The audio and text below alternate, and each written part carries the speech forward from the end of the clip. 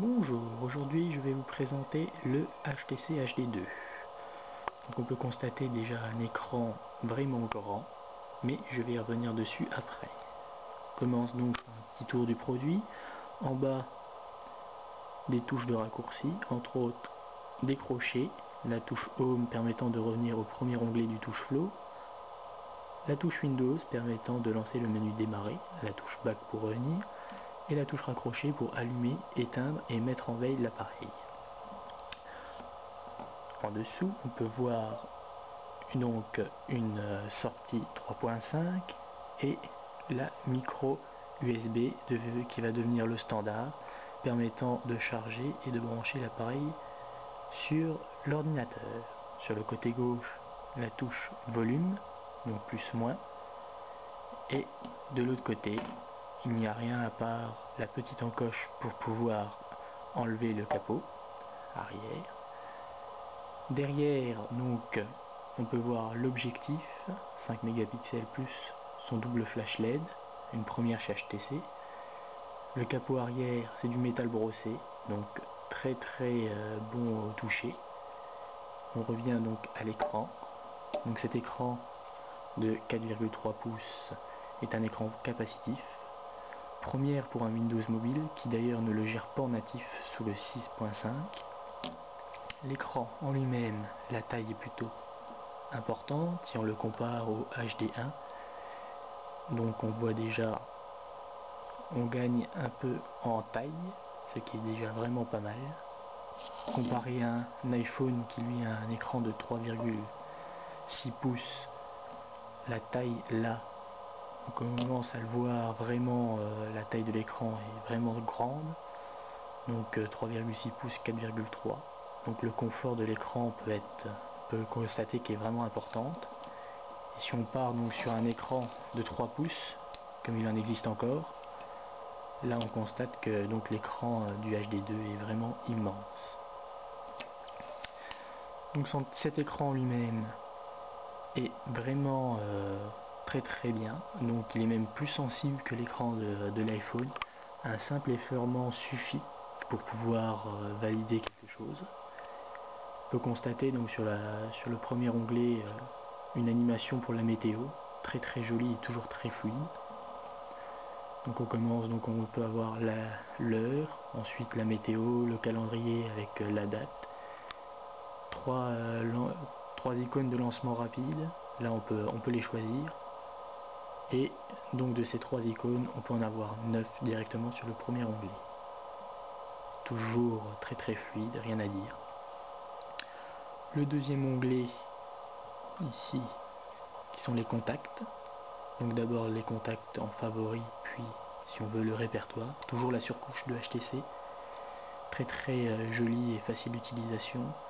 On peut donc lier chaque contact à un profil Facebook, permettant ainsi toujours d'avoir une navigation très fluide. Les SMS, donc les connaisseurs de HTC connaissent déjà cette interface. Donc pour les autres, on a les SMS qui apparaissent. Là, en nouveauté, on peut voir donc la surcouche de HTC, permettant donc d'afficher les SMS. Le clavier, très grand, qui est possible de passer en mode paysage facilement. Et voilà, donc mode paysage, le clavier, très grand, rien à dire.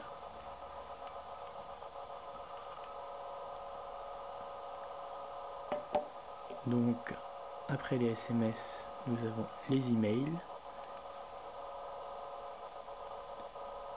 qu'on peut faire défiler au doigt avec une animation et toujours très facilement. Ensuite l'onglet internet, donc la navigation internet, toujours pareil, très fluide, plus rapide d'affichage niveau des pages que l'iPhone. Donc nouveauté aussi, le multipoint, première pour un Windows Phone, facile d'utilisation, rien à dire. Navigation très simple, efficace, et avec Opera Mobile, La plupart des sites sont très bien affichés, rien à dire. Et précisons que Flash Player 10 devrait arriver fin de cette année ou début de l'année prochaine sur Windows Mobile, permettant ainsi d'afficher tout le flash possible. Ensuite, nous avons l'onglet calendrier. Donc là, les connaisseurs de HTC le connaissent déjà un peu. Vous pouvez donc y insérer tous vos rendez-vous très facilement et il est facile d'utilisation. On suit avec l'onglet de la bourse. Donc très pratique pour ceux qui veulent garder toujours leur bourse avec eux. Onglet de photos et tout ce qui est images, toujours des animations et très fluide d'utilisation.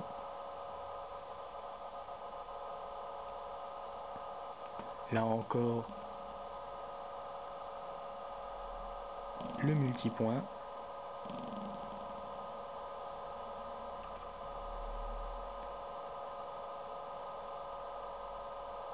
Très facile d'utilisation, rien à dire. L'onglet suivant, c'est l'onglet de la musique. Donc là encore, de très jolies animations et un son plutôt, on va dire, bon.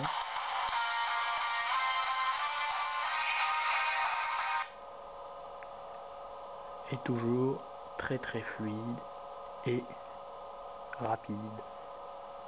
Onglet suivant, donc la météo, avec toujours une animation très jolie. Bon là, pas de chance, il fait beau. Quand il pleut, on a le droit à de jolies gouttes qui tombent sur l'écran, un essuie-glace qui l'essuie, tout très joli. On suit avec l'onglet Twitter, donc là permet de garder contact avec ses amis très facilement.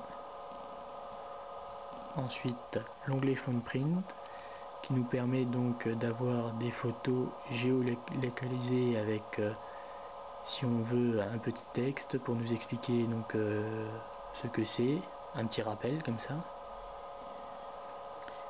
Et donc on finit par l'onglet Programme.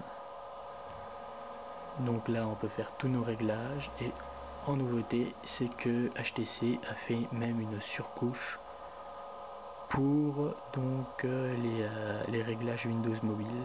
Donc on ne voit pratiquement plus Windows, ce qui est plutôt pas mal pour les néophytes. Donc tout est très fluide, tout. On peut aussi voir donc un tel écran permet entre autres la lecture de vidéos, ce qui est vraiment assez incroyable car si on part en déplacement, le lecteur et puis la lecture de vidéos